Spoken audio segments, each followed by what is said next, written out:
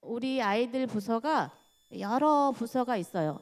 서빙고는 지금 꿈사랑, 사랑부, 예수사랑부, 누리사랑부로 이렇게 나누어졌는데 초창기 나영지 선생님과 저희가 했을 때 그때 아이들 기억하기에 5명이었던 것 같아요.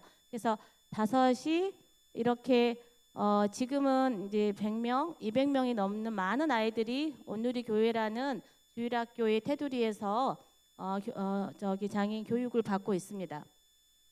그래서 각 교회마다 이 부서의 구분이 조금 연령별로 좀 다르기도 하고 숫자에 따라서 조금 다른 것 같아요. 그래서 명확한 구분은 지금 제가 3년, 2년 그 전에 지금 와 보니까 여기 명확한 구분보다는 좀 더 아이들의 장애 정도에 따라서 이렇게 구분을 했던 것 같아요. 그래서 꿈사랑은 아까 아기 영아부터 어린 아이 영유아부터 한 중학교까지, 사랑부는 지금 고등학교에서 25 전후로 특수학교의 전공과 수준 연령의 아이까지 청년까지 있었고요. 예수사랑부는 평균 25부터 지금 제 나이 50대의 그 청년들도 장년들도 있더라고요. 이렇게 있고요. 누리사랑은 지적인 부분은 이제 우리가 보통 이제 지체 장애라고 하는데 이 지체 장애의 일반인들이 있는 장애인 부서입니다. 그래서 이제 이렇게 교회 부서가 되어 있고요. 어느 부서 일반 아이들의 부서처럼 동일하게 하나님을 찬양하고 예배하고, 하지만 조금 다른 게 있다면 다 교회니까 그래도 그 블레싱하고 이런 거는 대동소이하지만 그래도 이렇게 1대1로 하나님 말씀을 지도하고 축복해주고 이런 아이들의 굉장히 역할을 부여하는 이런 부분들 같이 나와 찬양하고 이런 부분들이 조금 다른 부서와 다르다 그럴까요? 그다음에 이제 조금 더 큰 아이들을 보면은 제가 이 아래에 이거 지금 공부하는 사진을 보고 너무나 행복하게 웃고 있더라고요. 그래서 저는 선생님이 저렇게 손가락에다가 펜팅 이렇게 조그마한 미니 인형을 해서 저렇게 공과 지도를 하는 거 보면서 사진만으로도 굉장히 감동을 했는데 보통 초등학교에서 중학교 아이들이 이 사랑부 찬양과 예배와 이런 또 블레싱, 야외 예배 이런 과정들을 교회에서 하게 됩니다. 이제 여기는 우리가 말하는 성인 25에서 청장년의 친구들인데 여기에 가려서 아쉽지만 이 친구를 초등학교 제가 한 4학년 5학년 때인 거 그때 봤던 것 같습니다. 여러분의 이 아이는 이 청년이죠. 그러니까 제가 용어를 쓰기가 참 그래서 그냥 학생, 아이들 이런 표현을 쓰도록 하겠습니다. 그리고 또 이제 성인이면 청년 이런 표현을 쓸 텐데 여기 청년은 우리가 보통에 말하는 인지적인 뭐 읽고 쓰고 이런 학습적인 부분은 전혀 되지 않아요. 그리고 그때도 마찬가지였고 지금도 보통 우리가 말하는 지적인 장애를 가진 청년인데, 근데 그때 이제 그 초등학교 4학년 5학년 때 봤을 때도 이 몸 흔들리는 자기 자극을 충족하는 약간 이제 그런 행동이 있었는데 지금도 손을 흔들고 이런 건 있어요. 그런데 예배에 끝까지 잘 참여해요. 그래서 지금 20대 후반이 됐는데 표정 정말 밝죠. 예배하는 저 모습에 만약에 저 아이가 이렇게 하나님 안에서 크지 않고, 제가 학교에서도 아이들을 많이 봤잖아요. 그러면 저 정도 4학년 5학년 출발하는 수준의 어떤 적절한 교육이 지원하지 않으면 굉장히 힘든 상태거든요. 근데 교회에 왔을 때 저렇게 밝은 모습으로 찬양하는 것, 역시 이 속에 하나님 주일학교에 있는 힘이 얼마나 영향이 있는지를 다시 한번 저 청년을 볼 때마다 깨닫습니다. 그리고 이제 지난번 장애인 할 때 저희가 뭐 플래시몹을 했는데 율동 연습하는 거, 그다음에 이제 성인들이라서 공과를 좀 더 주도적으로 할 수 있는 프로그램들을 많이 하고 있습니다. 그리고 이게 왜지? 이제 청년 성인기에 많이 지역사회 학교도 마찬가지인데 교회도 분기별로 이렇게 겨울 캠프나 솔직히 이제 그 아이들이 많고 교사가 1대1로 하다 보니까 이런 빈도는 많이 약해요. 그렇지만 이런 지역 교회에서 이런 지역사회 체험들이 좀 더 빈번하게 일어났으면 하는 게 저의 바람이고요. 그리고 아래에 저희 지금 여기 서빙과 커피숍이 없어졌지만 작년에 맡았던 청년 자매들인데 이렇게 한 번씩 커피숍에 가서 차 마시면서 공과 공부를 했거든요. 그러니까 청년의 시기에 충분히 밖에 대화를 하면서 할 수 있어서 데리고 나가서 하나님 말씀을 보고 근데 저 자매 계속 음료수한테 눈에 가 있어요. 근데 이런 활동을 했고요.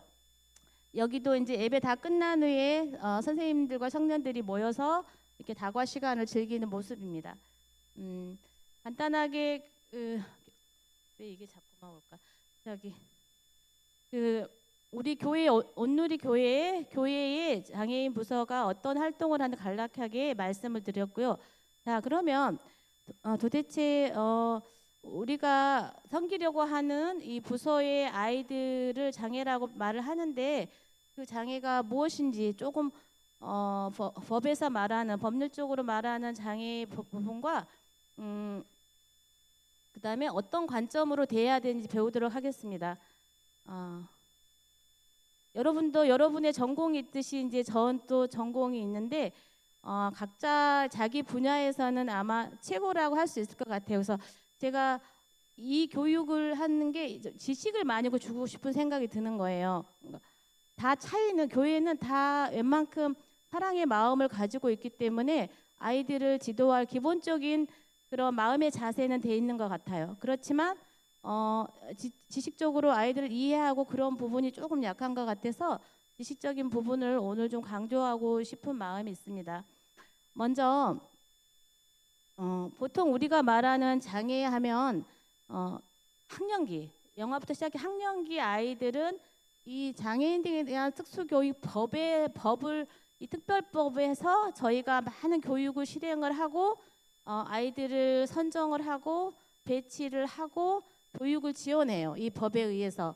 그래서 이 법에서는 지금 열하나, 여섯, 아홉, 열하나의 이 장애명이 있습니다. 장애명이 있는데 이 마지막에 이거는 22년 전 22년에 처음 법에 들어오게 됐습니다. 그래서 법에서 말하는 이제 교육상에서 말하는 우리 아이들은 이렇게 11가지 장애로 구분되는데요.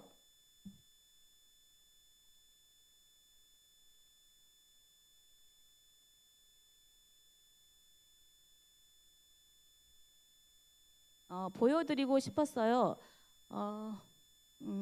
거기는 나오지 않았지만 특별한 교육을 필요로 해요.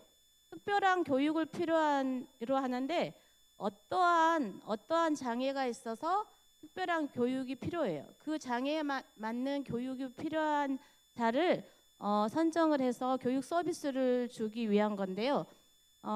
장애인 부서에서 이제 많지는 않지만 시각, 청각에 문제가 있어서 어려움이 있어서 나오는 아이들이 있고요.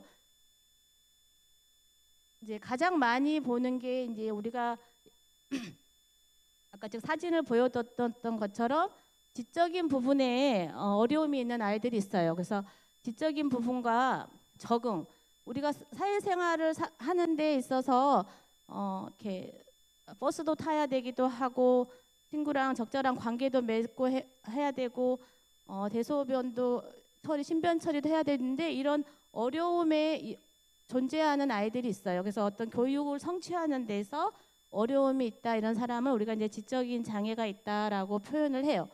그리고 지체장애 그다음에 이제 요즘 가장 많이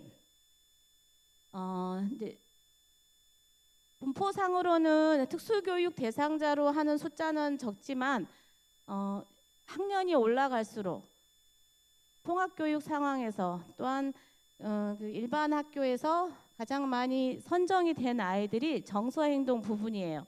그래서 저희 나라 같은 경우는 많은 아이들이 이 정서행동 장애로 이렇게 선정되지는 않아요. 그렇지만 대상자로 선정을 해서 지도하는 아이들이 있는데, 제가 이번 주 월요일 날에 이렇게 심사를 이제 심의를 하고 왔는데, 고등학교 1학년, 2학년, 3학년 그 아이들의 가장 많이 뒤늦게 선정이 되는 건 이쪽 영역이에요.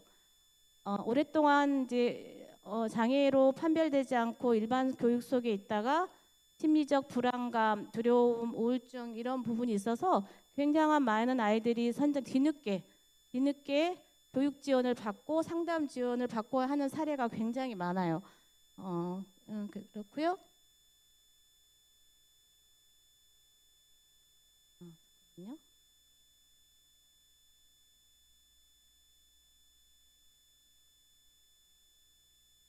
잠깐만요. 그다음 이제 많이 보는 친구들이 이제 장애인 부서에서 많이 보는 친구들이 이 자폐성 장애 아이들이에요. 대부분 이제 그 지적인 장애와 자폐 장애를 같이 겸하고 있는데 어떤 상호작용을 하는 데 있어 어려움과 대화의 어려움, 그리고 제한적이고 반복적인 부분에 있어서 어려움에서 교육을 성취하고 일상생활을 적응하는 데 어려움이 있어요. 그래서 우리 사랑부에서 많이 볼 수 있는 대부분의 이렇게 자폐성 아이들 눈에 많이 띌 것 같아요. 그리고 이제 의사소통, 이제 여기는 학교 상황에서 많이 일어나는데, 그리고 건강장애라고 지금은 저희 장애인 부서에 오지는 않지만 요즘 아이들이 그 소아암, 백혈병처럼 암이 굉장히 생각보다 많더라고요. 제가 있는 인천만 해도 지금 107명의 아이들이 있어요. 그처럼 전국적으로 우리 아이들 이런 아이들이 많아서 국가에서 원격 교육 시스템을 만들었어요. 그래서 이 아이가 병원에 입원해서 학교를 못 갔을 때 이제 교육을 받을 수 있도록 하는 대상이 이 건강장애예요. 그러니까 아마 장애인 부서에서는 많이 보지 못할 거고 아이들이 대부분 병원에 있어서 이렇게 접할 기회는 없을 거예요. 그리고 그다음에 이제 발달 지체라고 있는데 9세, 옛날에 이제 만 9세라 그랬는데 이제 9세 미만의 아이들이 가능성이 있죠. 잠재력이 있잖아요. 장애명을 부여하기에는 부모님도 그렇기도 하고 그다음에 이 아이가 어떠한 그런 그 잠존적인 부분에 대해서 잘 모르기 때문에 어떤 발달 지체라는 표현을 해서 우리가 교육을 받게 해줘요. 그래서 발달 지체라고 해서 신체적인 거, 인지적인 거, 의사소통적인 거, 사회 정서적인 거, 적응적인 거 이 부분에 보통의 아이들 검사 도구는 다 있거든요. 검사 도구는 다 있는데 그거에 맞춰서 교육이 필요하겠다 그러면 9살 이전까지는 발달 지체에서 모든 특수교육 서비스를 제공을 합니다.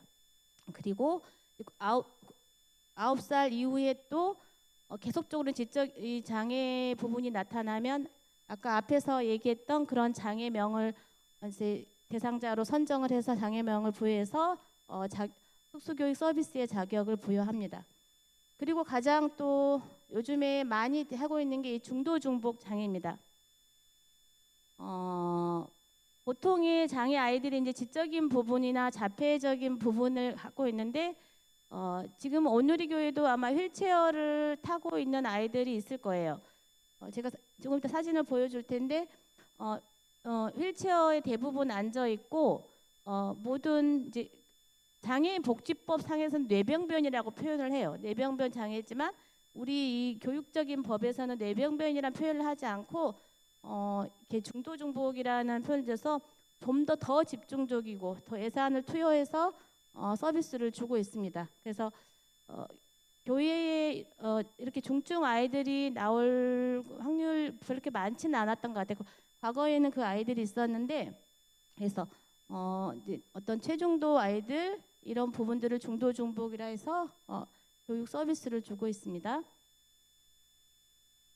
이렇게 이제 법적으로 이거는 여러분이 이 아이들을 유의하기 위해서 이런 장애 유형이구나 알고 그래서 지난주에 이제 어떤 선생님이 제가 신입 교육을 하면 어떤 관점으로 하기를 원해요? 했더니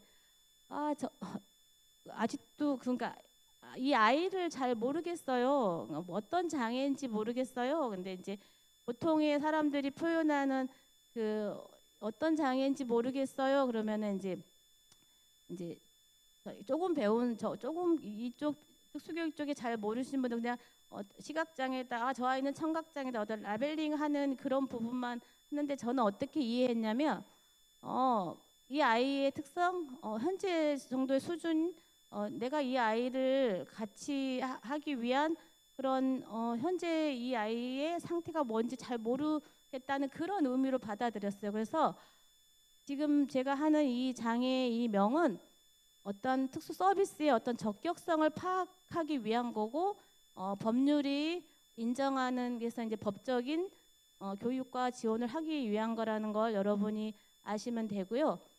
그리고 성장하는 아동이 직면하게 될 수 있는 문제에 대한 분류인데 여기에서 개별적인 재능이나 소질 장점을 밝혀주지는 않아요. 그래서 이런 장애는 학생이 할 수 없는 그 어려움에 초점을 두었기 때문에 여러분이 이것만 가지고 쟤는 어떤 아이 이렇게 판단하는 거는 큰 오류예요. 그래서 이 법적인 명칭과 법적인 그 내용을 바탕으로 각자의 아동의 재능과 능력에 초점을 가지고 봐야 된다는 거죠. 그래서 하고요. 그다음에 이제 참고로 장애인 복지법이 있는데 보통의 전에는 이제 부모님들이 그 정보가 부족해서 그냥 학교에 와서 특수교육 저렇게 대상자로 선정을 많이 했는데 지금은 보건복지부 쪽 서비스가 굉장히 요즘에 많이 좋아졌거든요. 그래서 장애인 복지 카드를 발급할 수 있도록 복지법에 의한 장애명으로 많이 복지 카드를 받고 있습니다. 이 부분은 참고로 아시면 되고요. 자, 이렇게 이제 학령기 아이들이 가장 우리가 많이 볼 수 있는 게 이런 지적인 부분이에요. 그래서 지적인 장애 부분에다가 여러 그 시각, 청각, 이렇게 의사소통, 정서, 뭐 지체, 자폐성 이런 부분들이 아이들이 사랑부를 오게 됩니다. 앞에서 또 관점을 얘기했는데 우리가 장애를 볼 때 장애가 특정 환경, 타인의 기대, 유효한 지원과 자원이 실제로 장애를 구성하고 혹은 야기한다는 관점으로 봐야 됩니다. 그래서 교사들은 어떤 장벽을 제거하고 기대를 바꾸고 학생을 다르게 지원함으로써 학생을 도와야 합니다. 저희가 좀 전에 사례를 든 것처럼 이번 월요일 날 제가 이제 그 특수교육 대상자 선정 심의를 하면서 느꼈던 건 만약에 이 아이들이 고등학교 1학년, 2학년, 3학년에 특수교육 대상자 선정 뒤늦게 서비스를 받으러 이 아이들이 만약에 어린 시기에 자기 어떤 그 자기 스스로 자기력이 강화가 되고 적합한 좀 더 적합한 환경과 좀 더 적합한 기대와 교육이 됐었다라면 이렇게까지 선정이 될까 하는 생각을 했어요. 그래서 이렇게 어떤 타고나는 그런 어려움으로 장애가 생기는 부분도 있지만 어떤 우리가 환경적인 지원, 적절한 지원이 하지 않아서 생기는 장애도 굉장히 많다는 거죠. 그리고 이제 장애를 볼 때 이제 많이 의학적으로 많이 봐요. 어른들도 부모도 지난번에 그 영상에도 뭐 이렇게 지난주 영상에는 그 교회 주일학교 그 영상에는 나오지 않았지만 이 아이가 아파요. 이 아이가 저 뭐 이렇게 그 이제 그 병으로 이제 보통 했을 때 사람들이 이제 긍휼의 마음을 갖죠. 그래서 아프기 때문에 도움을 줘야 되는 존재. 그래서 조금 이제 그 어떤 부모님들이 이제 교육 지원을 받고 이제 행정적으로 예산을 같은 것을 많이 얻고 싶을 때 항상 강조하는 게 이제 우리 아이는 아프기 때문에 생명과 직결되는 예산을 더 주세요. 막 이러면서 이제 많이 그런 부분을 그러니까 이 의학적으로 보는 모델도 뭐 그렇게 장점도 있어요. 좀 더 긍휼의 마음을 얻게 하고 이런 부분이 있지만 교육에 있어서 또 긍정적인 기대보다는 어떤 긍휼 마인드로 어떤 제한시키는 단점이 있는 거죠. 그래서 우리가 보는 관점은 좀 사회적으로 사회의 환경과 어떤 환경을 구조화를 시켜서 좀 더 장애를 개선하려는 그런 관점으로 보는 게 필요합니다.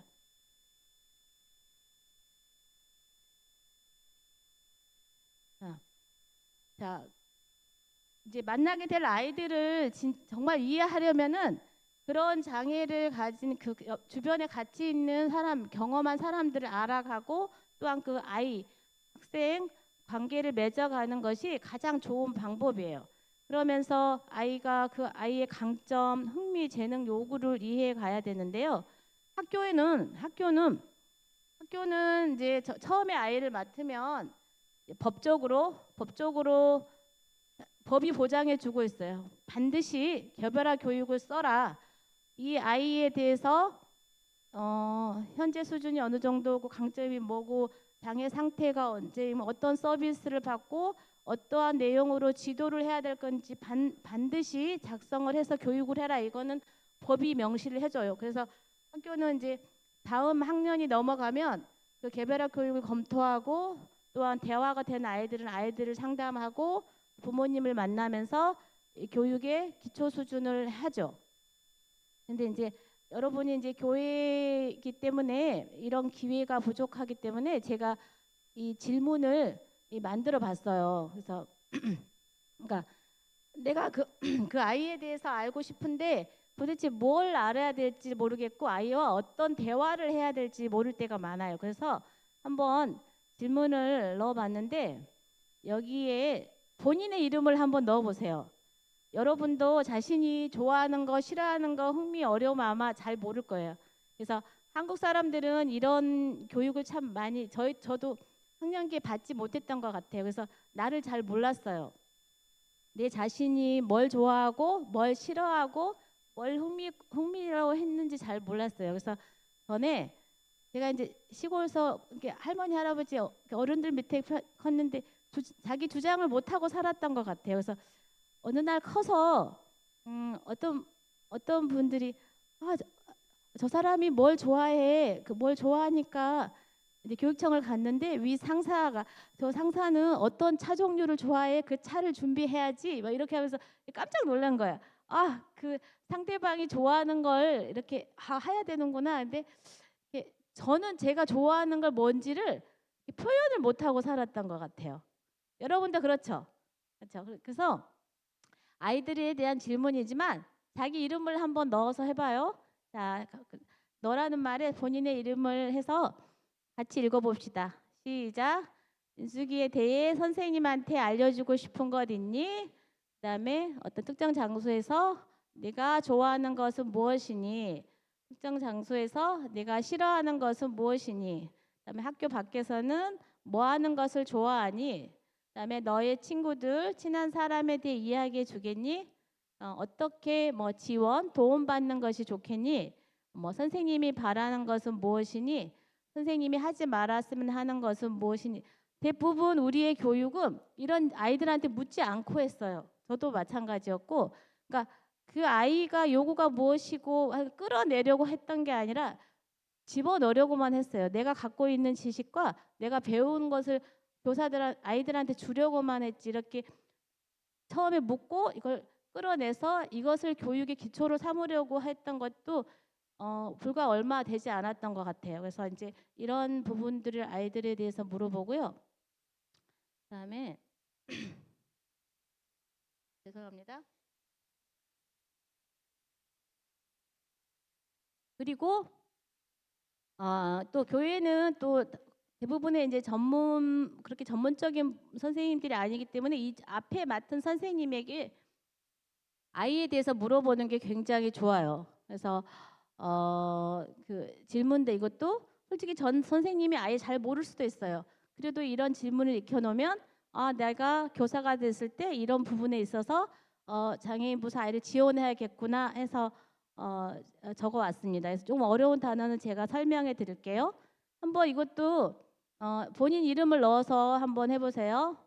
시작. 본인이 저기 활동을 하기 위해 동기부여가 되는 것은 무엇이 있나요? 인숙이가 좋아하는 것은 무엇인가요? 인숙이가 친하게 지내는 친구들에 대해 말해줄 수 있나요? 어떻게 하면 학생의 사회적 요구를 지원할 수 있을까요? 인숙이 학업 요구는 무엇인가요? 우리가 인숙이 학업 요구를 지원하는 가장 좋은 방법은 무엇일까요? 인숙이에게 어려운 행동이 있나요? 우리가 인숙이 행동을 지원하는 가장 좋은 방법은 무엇일까요? 인숙이에게 제가 알고 있어야 하는 감각 문제가 있나요? 이 학생에게 제가 알아야 하는 의사소통상의 요구가 있나요? 인숙이가 사용하고 있는 조정이 있나요? 이 학생이 보조공학을 사용하나요? 제가 인숙이에 대해서 더 알아야 되는 것이 있을까요? 여기에서 조금 전문적인 용어들이 나와요. 그래서 이제 보통 이제 우리 아이들이 집중력이 이렇게 이제 약하기 때문에 보통 이제 목사님이 설교하기 전에 찬양 같은 걸 많이 하다 그래서 그러니까 아이들을 집중을 끌어내고 예배에 참여할 수 있도록 이런 동기부여하는 부분이 굉장히 중요해요. 그래서 이제 어떻게 하면 이 아이가 예배에 참여할 수 있을지, 이제 그런 동기부여가 무엇인지, 그냥 이렇게 예배 드릴 때 밖에 막 이렇게 돌아다니다가 어떤 활동을 할 때 이 아이가 참여에 조금의 이렇게 몸짓을 한다거나 참여한다거나 이런 부분들에 대해서 무엇인지 한번 이렇게 알아보는 것 이게 굉장히 중요하고요. 그다음에 사회적 요구가 있는데 뒤에 제가 보시겠지만 아이들이 이제 지적인 부분도 있지만 적응상의 어려움이 있기 때문에 사회적으로 굉장히 어떠한 활동 속에서 같이 삽입해서 교회지만 교육의 상황으로 많이 해줘야 돼요. 상호작용하는 법, 상대방과 좋은 관계를 맺는 법, 이런 부분들에 어떤지 우리 어떻게 하면 이런 지원 이 아이가 친구를 사귀고 싶어 하면 어떻게 하면 친구를 사귀게 할 수 있을지 이런 부분들에 대해서 얘기를 나누고 학업적인 부분 또한 중요해요. 아까 공과에 대한 것도 나왔지만 제가 지지난주에 제 앞에 앉아 있는 청년이 겉으로 보기는 정말 핸섬해요. 잘생기고 핸섬하고 봐서 특별하게 봐봐 코트 이렇게 딱 입고 오면 좀 멋있다. 장로님 감이야 할 정도로 이게 멋진데 지지난주에 아이가 혼잣말을 하고 이렇게 저기 한다면서 이제 청년이 됐단 말이에요. 나이가 20대 후반이 되고 하면서 이 지적인 자극을 받을 기회가 부족해요. 여러분은 사회에서 내 스스로 뭐 유튜브 뭐 이렇게 그 책도 읽기도 하고 관계 속에 잠재적인 지식을 얻어가고 책 이런 걸 하지만 발달 장애인이 성인이 돼서 정말 의도적인 교육의 환경이 되지 않는 이상 이 지적인 부분의 언어가 확장되고 하는 부분들이 잃어간단 말이에요. 그래서 유아적 그 반복적인 한 걸 순간 내가 보면서 저 아이한테 평생 교육이 일어날 수 있도록 뭔가 계속 언어적 자극이 주어졌으면 좋겠다 이런 생각을 했어요. 그래서 주일학교에서 하나님의 말씀을 찬양하고 듣고 목사님 설교를 제가 줬지만 이 소그룹이나 1:1 상황에서 말씀을 통한 저는 교육자라 그런지 학업과 굉장히 많이 연결을 해요. 그래서 아이의 수준에 업그레이드하는 발전시키는 공과를 지도하면서 이런 요구도 저는 만족을 시켜주거든요. 나중에 사례를 보겠습니다. 그리고 또 어떤 감각 문제가 있어요. 감각 뭐 청각 시각적인 문제 이제 제가 맡고 있는 그 에리미는 약시가 있어요. 그 바이올 지금 뭐 오늘이 챔버에서 바이올 연주하는데 약시가 있어서 목사님이 그 설교 말씀을 저 밤에 안 보여요. 그래서 이제 처음 제가 시도한 게 주보에 아마 그 이런 주보는 못 봤을 거예요.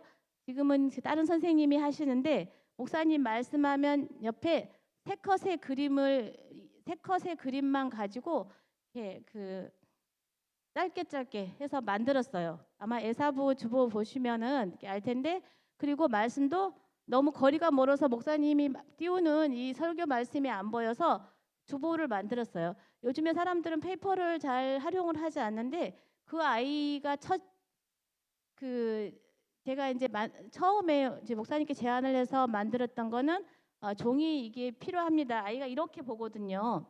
그래서 이게 말씀을 필요하고 또 그 지적인 부분에 읽기가 안 된 아이들 위해서 세 컷의 만화로 간단하게 목사님 말씀을 먼저 오늘 설교가 무엇이겠구나 알고 설교를 들을 수 있는 이것도 하나의 지휘 집중을 위한 하나의 방법이겠죠. 이것을 도입해서 했는데 이런 이제 감각이나 어떤 이렇게 문제가 있는지 이런 것도 파악하고요. 그다음에 의사소통의 요구도 중고등의 나이지만 모든 아이들이 다 문장을 읽고 글을 이해하지 못해요. 그래서 그리고 이렇게 어떤 아이는 그림으로 인식하는 아이들이 있고 전에 이제 외국의 그 자폐 청년이 이제 성인이 돼서 고백하는 게 있는데 자기는 하나님의 영광이란 거에 도대체 이해가 안 됐다는 거예요. 이제 자폐성 성향을 가진 근데 되게 똑똑해요. 이제 고기능 자폐성 장애를 가졌겠죠. 근데 하나님의 영광이 도대체 무슨 말인지 못 알아들었대요. 그래서 도대체 하나님 영광이 뭐지? 하고 이제 고민하는데 이렇게 공과 선생님이 그랬는지 본인이 이해하려고 예수님이 있으면 뒤에 이렇게 환한 뭐 이렇게 무지개인가 뭔가 이렇게 딱 해서 이게 영광이야 하고 본인 스스로 이해를 했다 그래요. 그러니까 어떤 아이는 어떤 단어가 오면 개념이 잘 안 돼서 뭔지 잘 이해가 안 되는 아이들이 있어. 그럴 때 이 아이는 시각적인 자료를 같이 해서 줘야겠구나 이런 의사소통상의 요구가 있고 또 이제 요즘에 이제 학교에서는 AAC라고 의사소통 보완 대체에서 이렇게 뭐 이렇게 휠체어에서 아주 중증인 경우는 의사가 잘 안 돼서 이렇게 버튼을 누르거나 그림을 가리켜서 나의 욕구를 의사를 표현하는 이런 의사소통의 도구를 굉장히 많이 활용하거든요. 이런 부분들. 그다음에 이제 조정. 아까 예시를 든 것처럼 그 아이가 약시가 있었기 때문에 저는 이제 멀리 목사님이 제시하는 말씀이 안 보여서 가까이 볼 수 있도록 주보로 만들었었고 그다음에 문장이 안 되는 애들을 위해서 세 컷의 그림을 활용을 해서 말씀을 이렇게 요약한 것처럼 조정을 하는 부분이 뭐가 필요한지 그다음에 이제 보조공학이 있는데 이것도 국가가 아이들을 위해서 요즘 굉장히 많이 이제 지원을 해요. 저희 교육청 같은 경우는 이 중증의 장애를 위해서 그 휠체어 그 안에 프레임 이너라 그러는데 그것을 해마다 이제 근데 맞아 예산에 따라서 많이 못 주기도 하는데 그 프레임들을 아이가 성장에 따라서 맞춰주기도 해요. 이런 것처럼 어떤 보조 공학들이 필요하고 그다음에 만약에 이제 그 시각이 있으면 좀 확대 독서기나 이런 것들이 필요한지 이런 부분들에 대해서 이렇게 질문하면서 파악하시면 좋아요. 자, 학생 이해하는데 이제 강점부터 시작하기인데 이제 제가 이제 그 학교 이제 교감 시절에 선생님들이 이제 IF를 점검을 해요. 그러니까 어떻게 선생님 입장에 이제 피곤한 사람인 거죠. 근데 봐서 너무 애들 부정적으로 쓰거나 이러면 다 커트 그러니까 다시 써갖고 오라 그러니까 그쵸 교사 입장에서는 피곤하구나 이럴 수도 있는데 아이들 강점을 봐야 되는데 이제 그 대학 양성할 때 맨날 장애명 이런 것만 배우다 보니까 안 되는 것만 계속 써갖고 오시는 분들이 많아요. 그래서 이제 이거는 뭐 그런 폼은 아니지만 이런 것들을 연수할 때 이제 말을 해요. 제가 이제 뭐 강점부터 봐라. 그래서 그리고 아이를 좀 더 긍정적인 방식으로 이해를 해라. 그리고 이제 행동에 이제 어떤 문제 행동이 있으면 그 문제가 왜든지 또 막 안 좋은 요인만 계속 써요. 그러면 행동에 수많은 요인이 있다. 거기에서 어떤 부분들에 이제 뒤에 하지만 이런 어떤 행동을 왜 일어났는지 더 혹시 일어난 행동과 잠재적으로 있던 아이들의 어떤 아침의 기분, 가정에서의 어떤 이런 부분도 더 많이 해라 이러면서 이제 강점부터 아이들을 파악하는 부분을 많이 지도를 해요. 그래서 이제 여기는 어, 유치원 아이였어요. 유치원 아이고 이제 할머님이 이제 조모가 키우는 아이인데 제가 그 한번 조금 이제 수정을 했어요. 이제 그 부분에 이 부분에 대해서 먼저 이 아이는 뭘 좋아할까 했더니 소리나는 장난감이나 두드린 이런 걸 좋아하더라고요. 그리고 이제 노래 듣는 것도 좋아하고 그래서 우리가 말하는 이렇게 다중지능이라고 있는데 일반 아이한테만 이런 게 필요한 게 아니고 우리 아이들도 다 각자의 재능이 있어요. 그래서 이 아이가 뭘 좋아하는지 이런 부분에 있어서 먼저 파악하고요. 그다음에 이제 싫어하는 것을 봤더니 이제 양치질이에요. 그래서 그 뱉는 행동을 했다는데 이것도 이제 행동 지도로 하면 될 텐데 이제 양치하는 부분 이런 거 싫어해요. 의사소통을 봤더니 언어적인 것보다는 이렇게 손으로 잡고 요청하는 단계였어요. 행동은 기분이 좋지 않거나 그러면 귀를 막고 누워버렸어요. 그래서 원하는 것이 있으면 언어로 표현하는 것보다 막 뛰어가서 이렇게 그 원하는 곳에 가 있거나 이걸로 행동을 표현했고요. 그다음에 사회성 부분에는 신체적 촉구를 받아 일상생활 규칙 지키기와 놀이에 이제 선생님이 같이 하자 그러면 참여할 수 있었고, 그다음에 이제 할머니다 보니까 보호자 의견이 할머니들은 안전하게 보살펴주고 잘 놀아주면 되는 거예요. 그래서 잘 놀아달라고 하는 거, 그다음에 학교의 생활에 잘 적응했으면 이제 이런 부분이 있고, 그래서 이제 지도 목표를 보니까 이렇게 언어로 아까 말씀드린 것처럼 영유아 단기는 무궁무진한 교육에 지원을 하면 무궁무진하게 발전할 수 있거든요. 그래서 이 아이가 신체적인 표현을 하지만은 따라하는 말을 요구하기로, 만약에 우유 주세요. 우유 그냥 손가락으로 가르쳤으면 우유 주세요. 언어로 가르쳐야 되겠구나. 이제 말하기 요구를 표현할 수 있게 지도해 봐야겠구나. 이렇게 생각을 했고요. 그다음에 하루에 한 가지 과제에, 그러니까 만약에 찬양할 때 애가 일어나지 않고 계속 있으면 일어나서 같이 하는 어떤 참여에 할 수 있도록 하는 목표를 세우고, 그다음에 신체 놀이할 때 보통 이제 율동 같은 걸 하잖아요. 그러면 안 따라하고 가만히 있으면 그래도 10분만이라도 조그만 몸짓이어도 따라할 수 있도록 참여하는 이런 목표를 가지고 할 수 있는데, 지금 제가 이제 학교에상 아이를 이제 약간 비유를 해서 약간 교회에 접목할 수 있도록 조금 지도 목표를 이렇게 해봤어요. 그래서 교회 예배 상황에서 이런 지도 목표는 내 마음에 가지고 지도를 할 수 있을 것 같아요. 자, 그리고 그다음에 이제 4학년 정도 아이들이 4학년 정도 아이, 자, 이제 사랑부를 보면 이제 초등학교 아이들이 있을 텐데, 이제 이 아이는 강점이 밝고 굉장히 명랑하고 어울리는 것을 좋아해요. 그리고 음악과 체육 활동을 좋아하고 춤 영상 보는 걸 좋아하고, 근데 이제 싫어하는 거는 미술 활동이에요. 제가 옛날 어느 초등학교에 근무했을 때 이제 통합 교육을 하는데 다른 아이들은 그 다른 또래 그 원 반에서 또래 친구들과 잘 못했는데 그 아이는 굉장히 다른 애들이 좋아하고 굉장히 잘 적응했어요. 뭐 하냐면 이 사회성이 좋았어요, 아이가.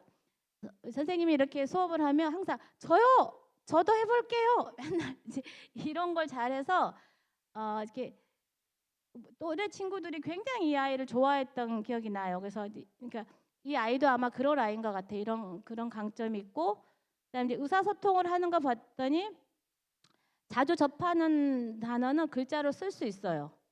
그리고 이제 의사 표현하는 발음이 조금 불명확하고, 그런데 자기의 말하고 싶은 거는 끝까지 끈기를 가지고 상대방을 이런 애를 봤을 거예요. 나는 못 알아들었는데 끝까지 말하는 친구들이 있어요. 손바닥에 써주면서도 소통하게 하고 굉장히 적극적인 아이예요. 근데 이제 행동을 봤더니 화가 나면 친구에게 뽀뽀하는 행동을 보는데 저는 그거보다는 약간 이렇게 안기는 약간 그런 행동이 아닐까 싶었어요. 그리고 상황을 고려하지 않고 노래 부르는 이런 행동이 있었고, 학습적인 부분은 숫자를 읽을 수 있고 그렇지만 좌우 구분은 잘 안 되는 거. 사회성은 근데 사회성 봤더니 자신 역할을 꾸준히 굉장히 잘하는 아이예요.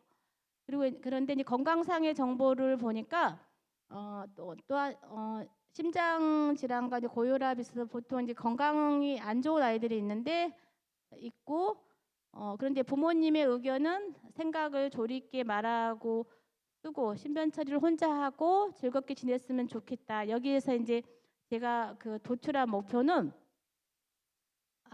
그 일상에서 사용하는 단어를 정확한 발음에 유의해서 자신의 생각을 전달했으면 좋겠구나. 엄마의 이 요구와 이 아이의 현재 수준을 이렇게 한 것처럼 여러분도 공과를 지도하실 때 예수님 그 말씀에 따라서 이런 부분을 넣어서 지도할 수 있는 거죠. 그래서 아이에게 더 정확한 발음으로 말하게 하고 생각을 전달하게 하고 할 수 있어요. 그리고 이제 뭐 이렇게 현장 체험학습에 가면 물건을 살 수 있는, 그래서 현금으로 물건을 사보게 할 수 있는 이런 교육. 그리고 이 아이가 노래를 좋아하니까 워십 댄스 같은 것 가르쳐서 한 곡 정도 따라 춤출 수 있게 하는 거. 이런 목표들은 교회에서 얼마든지 적용할 수 있어요. 자, 그다음에 조금 이제 많이 중요해요. 이 부분은 그러니까 일반 아이들도 그 중고등학교 가면 뭐 대학 입시 때문에 학업적 중심을 교육을 하지만 많이 이제 진로 직업에 대해서 탐색도 하고 진로 직업에 대해서 굉장히 많이 체험도 하기도 하고 교육도 받기도 해요. 우리 아이들이 이제 전환 교육해서 이 시기에 이제 저희가 이제 대학 때 배웠을 때 이제 초등학생이라면 30년 뒤에 이 아이가 이제 영유아 시기면 30년 후에 무엇을 하고 살 것인지, 이 사회에서 어떻게 살 것인지를 항상 목표를 해서 가르쳐라. 교수님이 그러게 저 이제 말했던 게 그게 항상 머릿속에 있어요.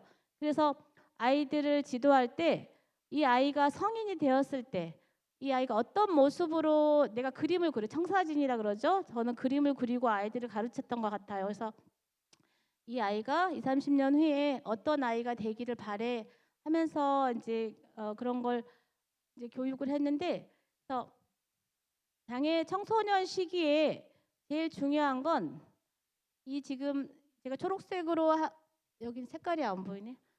이렇게 이 5가지의 질문을 항상 부모님이든 선생님이든 퀘스천하면서 아이들을 지원을 하는 게 중요해요. 그래서 이 아이가 성인이 됐을 때 어디서 살 것인가. 이번 온누리 신문에 그 굿윌 스토어 그 청년이 뭐 올해인가 작년인가 처음으로 그러니까 혼자 주거 생활을 했다는 그 내용이 있었어요. 이제 처음엔 두려웠는데 살아보니 괜찮았다고 그 글이 내용이 있었는데, 어디서 살 것인가. 많은 부모들이 고민하지 않고 그냥 내가 데리고 살면 되지 이렇게 많이 하는데, 우리는 여기 부모님이 와 계시다면 내가 데리고 살지 아니라 이 아이를 어떻게 독립시킬 것인지, 어디에 살 것, 이 질문을 항상 하셔야 하고요. 그리고 어떤 일을 할 것인지. 제가 아까 직업을 안 보여준 것 같은데 제가 이걸 보여줬나요? 이게 중요한 걸 그러니까 이걸 안 보여드린 것 같아요. 이 중에는 예수 사랑부 청년들도 있기도 하고요.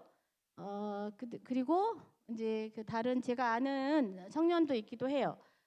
지금 이 두 사진은 엄마한테 허락을 받고 갖고 왔기 때문에 이름을 얘기해도 돼요. 이제 에림인데 아까 얘기한 이제 약시적인 부분이 있지만 이렇게 바이올린을 배워서 온누리 챔버 활동을 해요.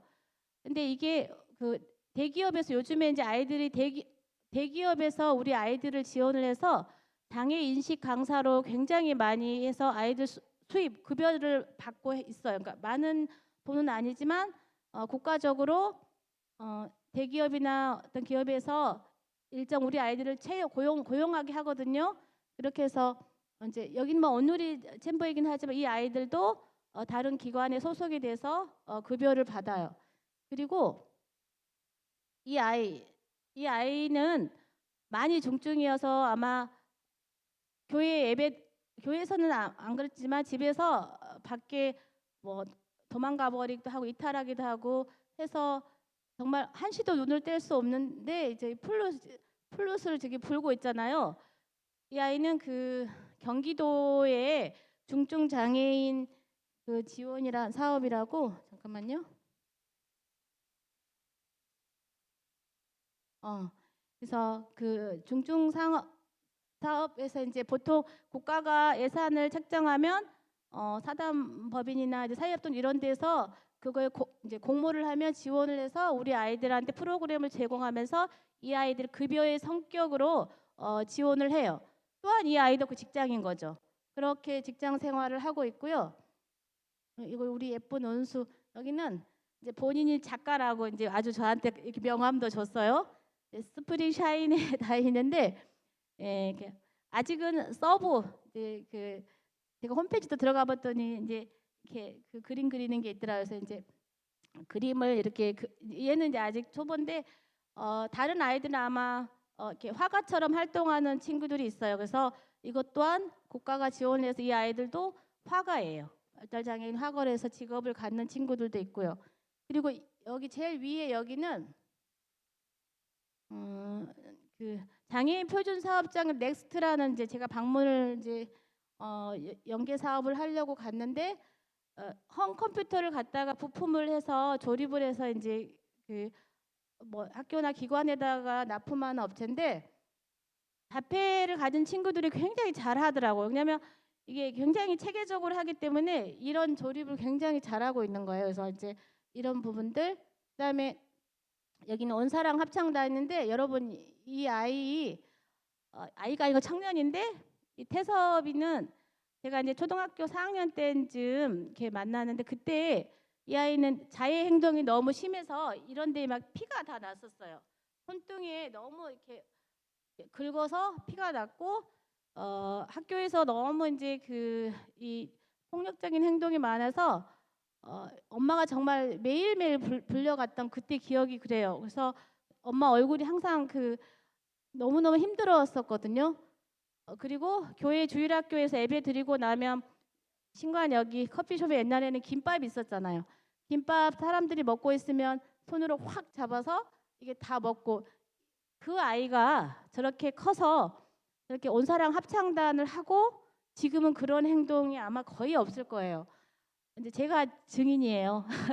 그래서 그 초등학교에서 이제 제가 이제 보고 안 되겠다 싶어서 한번 이제 그때는 통합교육이 활성화되지 않던 시기여서 일반 학교에서 이 아이를 지원할 체계가 잘 안 돼 있었어요. 그래서 학교를 옮겼어요. 이제 제가 근무하는 학교로 옮겨서 거기에서 이제 교육을 받고하면서 봤더니 저희 반으로 자꾸 놀러 오는데 목소리가 이게 뚱뚱해서 그런지 이게 소리통이 좋더라고요. 그래서 야, 너 노래 잘하겠다. 야, 한번 해봐. 그랬더니 맨날 앞으로 그 노래를 맨날 앞에서 부르고 그러더니 드디어 저렇게 합창단으로 들어가더라고요. 그래서 성공 케이스예요. 그 저를 맨날 만나고 손을 붙들고 저 기도해 주세요, 뭐 해주세요 이러면서 아직도 애기 같지만 저렇게 하나의 그 직업인으로 저렇게 성장을 했습니다. 제가 갑자기 이걸 가지고 아까 왜 얘기를 안 했지? 그다음에요. 아까 이제 중요해서 아니요. 이런 것처럼 그런데 이렇게 예수사랑부 아이들이 그 25에서 이게 지금 이제 뭐 40, 50세가 있는데 그 모습이 제가 대학 때 교수님한테 들었던 영유아나 초등 아이들 가르칠 때 항상 성인이 됐을 때 어떻게 살 것인지를 그리고 가르쳐라 했어요. 그랬더니 어떤 아이들은 저렇게 성공 쉽게 말하면 정말 잘 컸구나. 어떠한 어쨌든 모든 장애를 지금도 장애가 있어서 뭐 부적절한 행동도 하긴 하지만 그래도 한 직업인으로 잘 컸구나. 그런 아이가 있는 반면에 어떤 청년은 이제 그 이제 청년은 아직 집에 있기도 하고 걷지도 못하고 이제 이런 거 보면서 저 아이한테 좀 더 목표 지향적으로 교육이 들어갔었으면 재활 운동을 계속 했었으면 저렇게 교회도 못 나올 정도로 저렇게 몸이 허약해졌을까 아쉬운 친구들도 굉장히 많아요.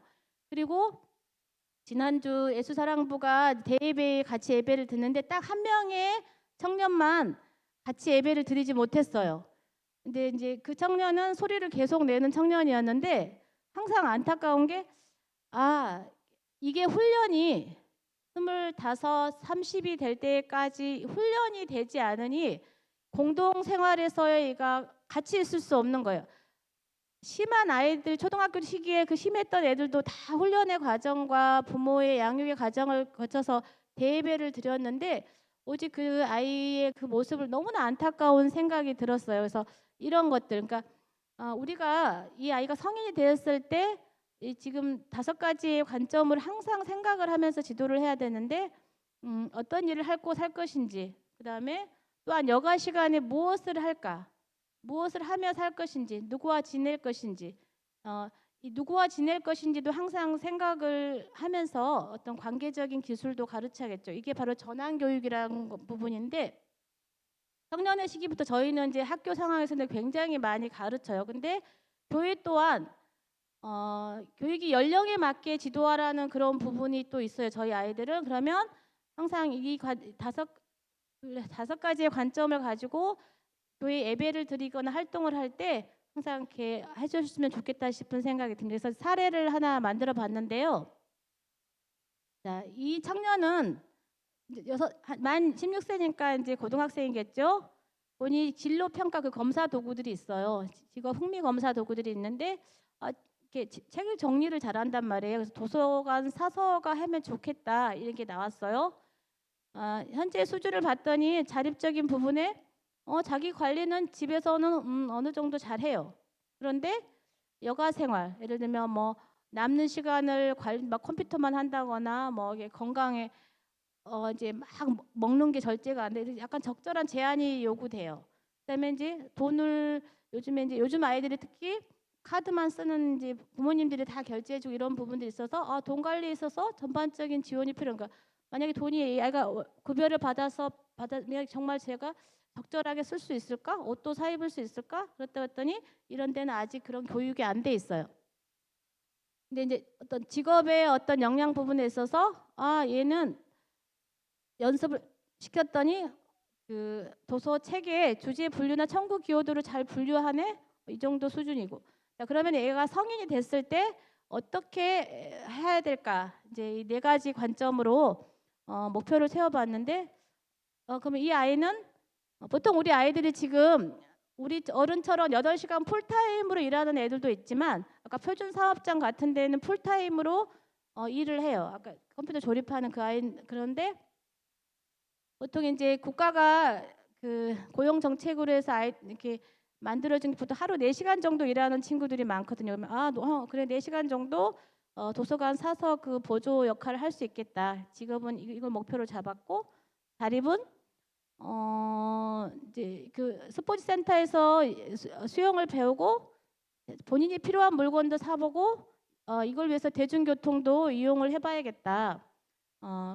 그리고 이제 계속 교육은 아까 사례를 든 것처럼 언어적인 부분이 학습적인 부분이 계속 이렇게 퇴보되지 않고 향상될 수 있도록 평생 교육으로 필요한 능력을 습득하고 활용해야겠구나.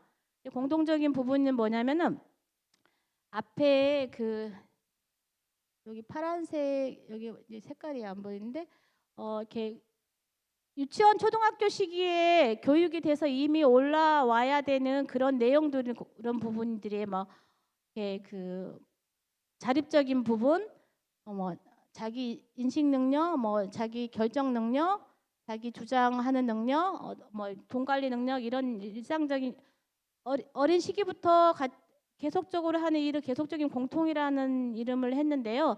뭐 지역사회에서 자립지가 계속 교육에 필요한 대인관계 기술을 습득하게 해. 예를 들면 남이 싫어하는 행동을 막 하는 애가 있으면 얘는 싫어하는 행동을 하지 말아야지 남과 직장 생활을 할 때 좋겠잖아요. 근데 이런 부분들을 목표를 잡고 지도를 합니다. 그래서 이제 단기적으로 이제 목표 잡을 때 그 아까 그 주제 분류 기호와 청구 기호는 할 수 있으니까 이거는 이제 좀 붙일 때 들뜨지 않게 꼼꼼하게 하는 부분을 가르쳐야겠구나. 그다음에 자기 스스로 체크해 가면서 어떤 과제를 해야겠구나. 이러면서 이 아이를 직업인으로서 이게 만드는 교육을 거의 대부분 이제 중고등학교 장애 아이들이 되면 이렇게 많이 교육이 들어가고 있어요.